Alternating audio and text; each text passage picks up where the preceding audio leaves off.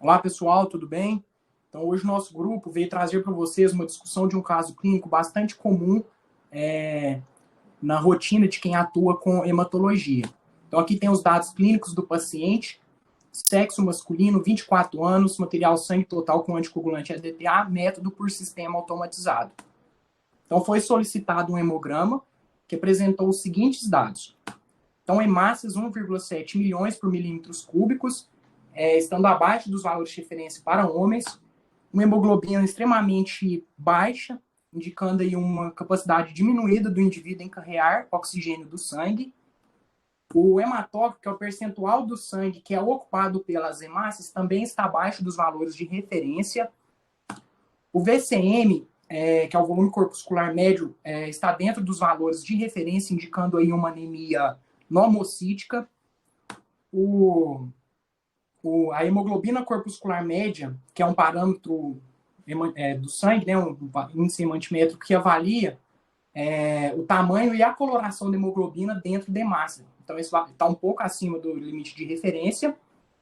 E o CHCM, que é a concentração de hemoglobina corpuscular média, está dentro dos limites de referência, indicando aí uma anemia normocrômica.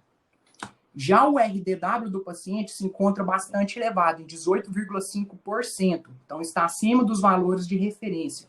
Lembrando que o RDW é um índice que avalia o grau de variação do volume das hemácias. Então, esse valor alto, né, indica aí que está acontecendo uma anisocitose intensa no paciente.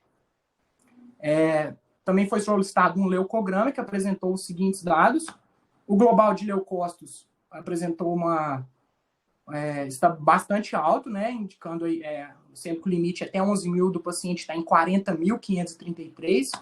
Também foi observada a presença de alguns precursores leucocitários, como mielócitos, metamielócitos. E essas células marcadas em vermelho apresentaram uma normalidade, então estão dentro dos valores de referência. Em questão do plaquetograma, foi observada uma discreta redução no número de plaquetas e, entre as observações gerais do hemograma do paciente, na lâmina, foi observada, então, uma policromatofilia 3+, drepanócitos 3+, hemácias em alvo mais e 56 eritroblastos por 100 leucócitos. E esses achados, pessoal, eles são de extrema importância para a fundamentação da nossa hipótese diagnóstica. Então, agora a gente vai falar especificamente sobre cada uma dessas alterações que foram encontradas na lâmina do paciente. Então, nesse campo, pessoal, observamos a presença de drepanócitos, que são hemácias em formato de foice. Lembrando que os eritrócitos, eles adquirem essa forma devido à presença de hemoglobina S. Então, essa hemoglobina S, ela se polimeriza e se precipita na membrana da célula, ocasionando essa deformação em formato de foice. Sendo essa deformação nemácia, né, em formato de foice, característica nas doenças falciformes. Também foi encontrado no hemograma do paciente hemácias em alvo, que são essas demonstradas aqui pela seta, que são hemácias que apresentam uma dupla biconcavidade, de tal maneira que quando elas são projetadas em um plano, a hemoglobina é visualizada na parte central. Então, isso dá um aspecto de alvo nela, né? E essa alteração morfológica, ela também é presente em doenças falciformes. O paciente também apresentou em seu hemograma, na lâmina, uma policromatofilia intensa. E essa policromatofilia indica a presença de hemácias imaturas.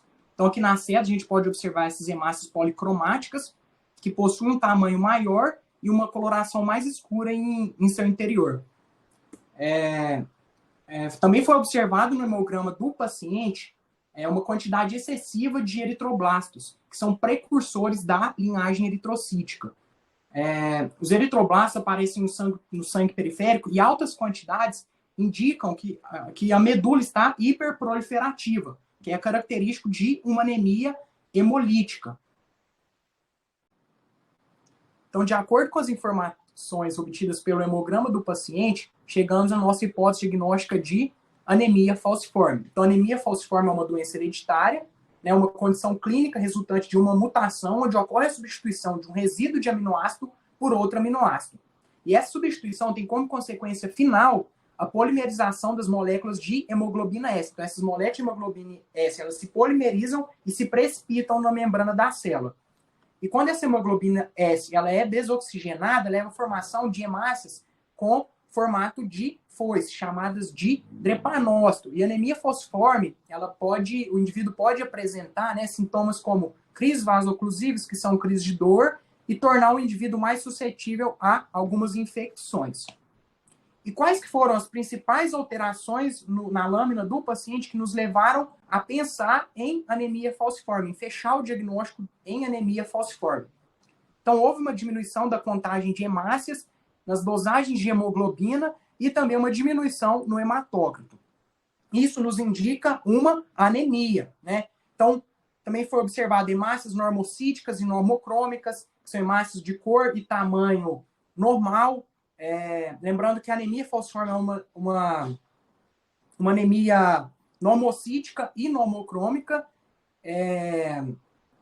Além disso, foi observada a presença de poiquilocitose, lembrando que a poiquilocitose são hemácias que possuem um formato anormal, e os principais poiquilócitos encontrados na lâmina do paciente foram drepanócitos, hemácias em alvo e policromatofilia intensa, né? Então, os drepanócitos é a principal alteração morfológica das hemácias que nos fizeram chegar em anemia falciforme, pois é uma célula característica de anemia falciforme. Então, uma alta quantidade de drepanócitos 3+, na lâmina do paciente. Hemácias em alvo também, que é uma alteração muito presente em pacientes com anemia falciforme. E a presença dessa policromatofilia, né, que indica essas hemácias policromáticas, ela é comum também em pacientes com anemia falciforme. Isso indica uma hematopoiese acelerada devido a essa anemia hemolítica. Também foi observada a presença de precursores eritroides, né, eritroblastos e reticulócitos. Os pacientes que têm anemia falciforme, eles apresentam uma hemólise constante. E uma medula, né, como dito anteriormente, uma medula hiperproliferativa. Então, aumenta a produção de precursores eritroides, como eritroblastos e reticulócitos. Também foi observada a presença, né, de precursores leucocitários. Lembrando que as células falciformes, elas podem causar danos no endotélio vascular, né? Então, isso pode induzir a um processo inflamatório pela liberação de alguns mediadores inflamatórios, como citocinas, quimiocinas.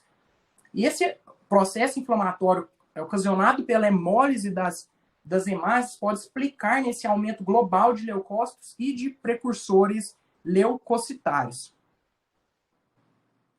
Então, pessoal, o nosso diagnóstico foi de anemia falciforme, né? Mas pode ser confundido com traço falciforme. Então, quais exames poderiam ser feitos para nos dar mais certeza desse diagnóstico, né? Um de suma importância é a eletroforese da hemoglobina, que vai comprovar a presença de hemoglobina S, certo?